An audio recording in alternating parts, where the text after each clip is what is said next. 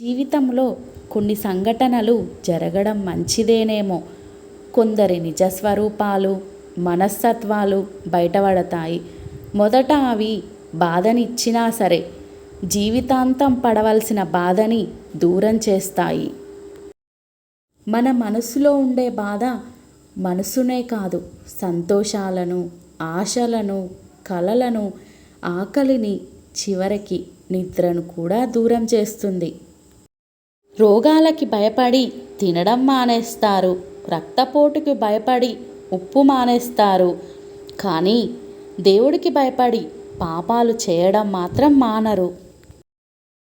మనశ్శాంతిగా బతకాలనుకుంటే మనుషులకు వీలైనంత దూరంగా, దేవునికి వీలైనంత దగ్గరగా ఉండాలి.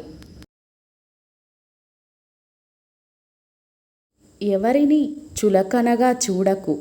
ఎవరికి తెలుసు, ఈరోజు నువ్వు తొక్కిన రాయి కూడా రేపు శిలగా మారి గుడిలో దైవంగా మారొచ్చు. మనిషి జీవితం కూడా అంతే.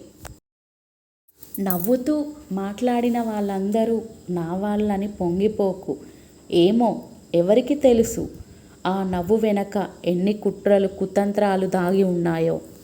నా గురించి ఎవరు ఏమనుకున్నా నేను నవ్వుతూనే ఉంటా. నాకు నచ్చింది చేస్తా.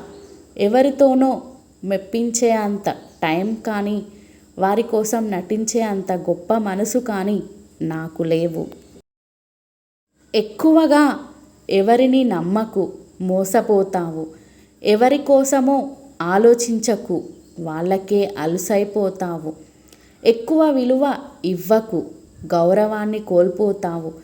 ఎవరిని ప్రశ్నించకు, శత్రువు అవుతావు. ముందుగా నా వాళ్ళు అని ఆలోచించడం తగ్గించు. ఎవరి నుంచి ఏం ఆశించకు, జీవితం బాగుంటుంది. కళ్ళు మూసుకొని నువ్వు ఎవరినైతే నమ్ముతావో వాళ్ళే నీ కళ్ళు తెరిపించి గుణపాఠం నేర్పుతారు.